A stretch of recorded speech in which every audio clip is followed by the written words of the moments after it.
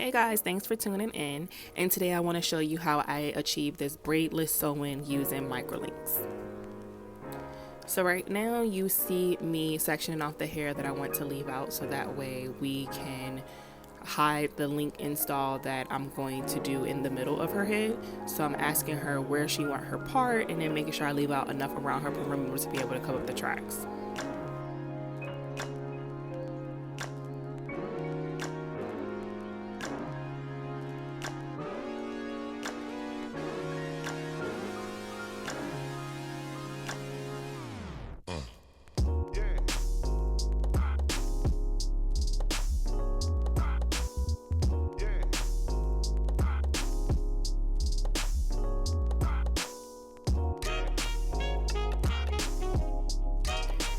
Now here is the fun part. So what you're seeing me do right now is actually attach the links to her hair.